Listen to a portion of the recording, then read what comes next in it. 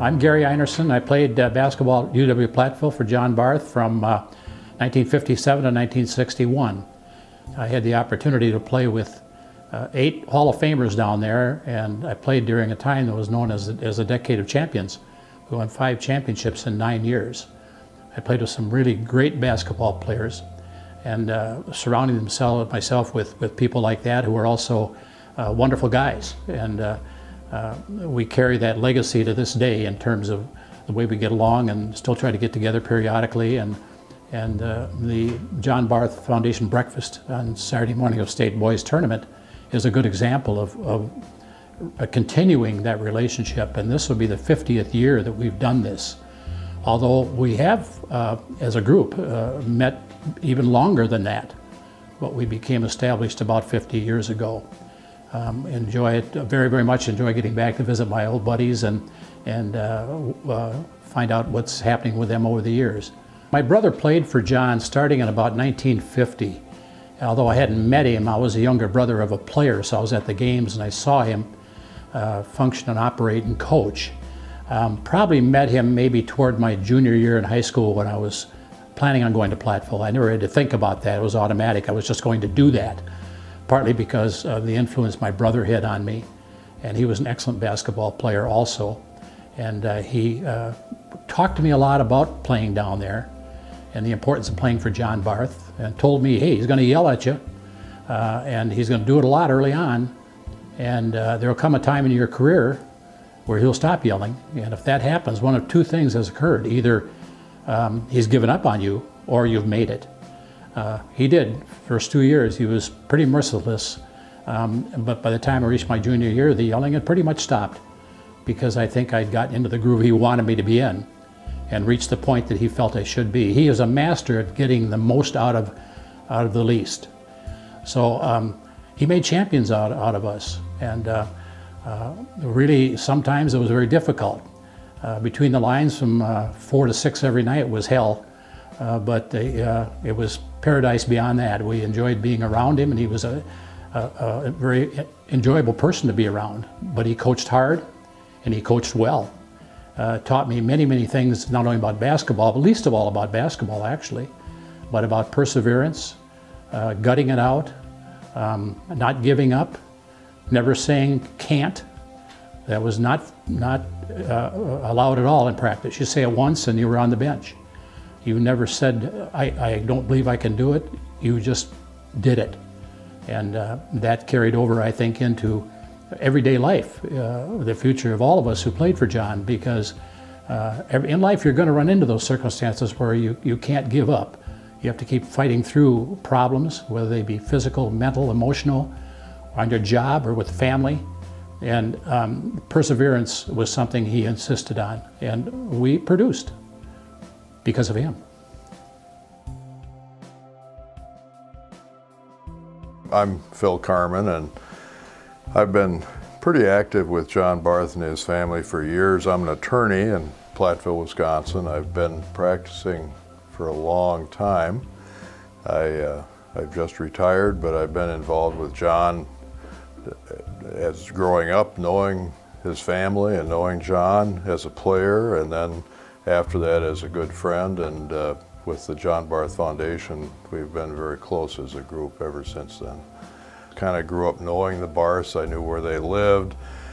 Probably I got more involved when I was late grade school, early high school. I used to break into the gym at the university, which was at that time on the 2nd floor of what's that, Ulrich Hall. And I think I realized several years afterwards that John kind of let us break in. It was hard to find places to play basketball, so we'd sneak up on the 2nd floor and go in the fire exit on the 2nd floor up where the balcony was, and then we'd go down and play. And we'd play for 2 or 3 hours, and then John would always show up and yell at us and get out of there, and then we'd do it the next Saturday and Sunday. So I think he kind of knew what was going on, and he just kind of let us do that. My dad was a fan of Platteville basketball, so I remember we'd go to the games, and we always had to get there really early because the show was get the seat where you could see John. He was the show. They were really good basketball teams, but John put on a really good show. And his wife, Edith, did the same thing in her end of the floor. So the place would be packed. There were always lines waiting to get in as soon as the doors opened. And then it just kept growing that way. And then, geez, I tried out for the basketball team and made it. That was kind of exciting because those were good teams. I probably had no business being on those, but it was a good thrill for me. I had to have a combined grade point average above whatever figure it was. And the only reason that I was on the team, and he mentioned one of the other players, was that our grade point average was high and we helped bring up the level. Other than that, and getting knocked down all the time, every time I went up for a rebound, he didn't have to hire a janitor to sweep the floor as much. So that was, I found out what I was worth to him. So the things like that. And I'd go to church on Sunday morning, and he was president of the church council. He was the usher in church. Boy, you wouldn't know that on a Saturday night, but Sunday was a whole different ball game. I think John probably was one of the most, if not the most influential teacher I had. I didn't have him in any classes, I just had him in basketball, but I probably learned more from him in a lot of different ways. I think honesty.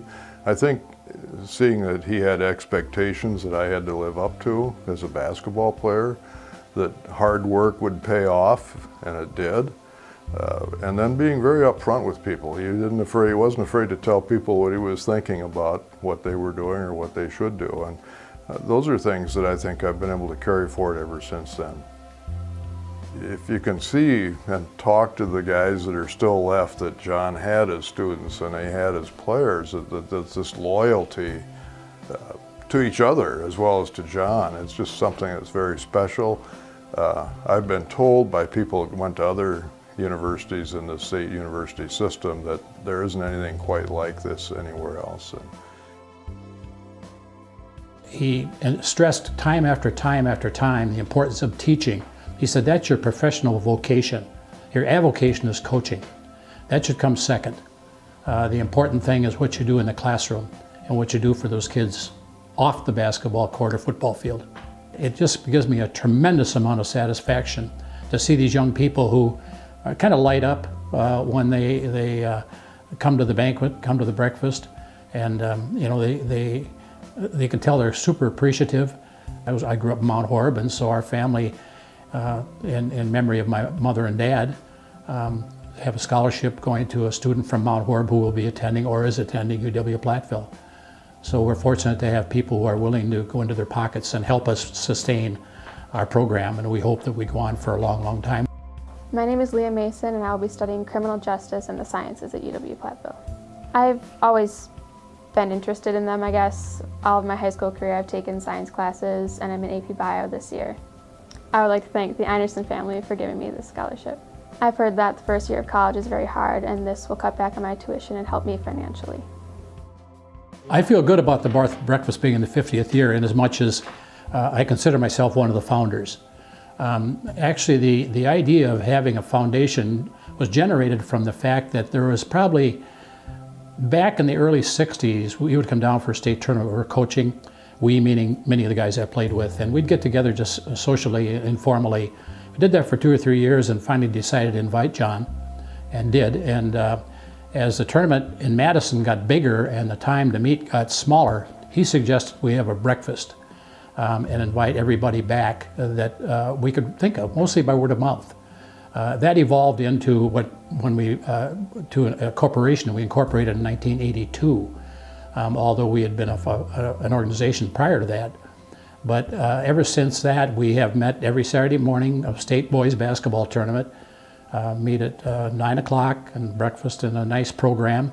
And of course, for years before John passed away, he was there, and also he was the main entertainment because he was a tremendous speaker, and told the same jokes over and over, but they were funny every time he told them.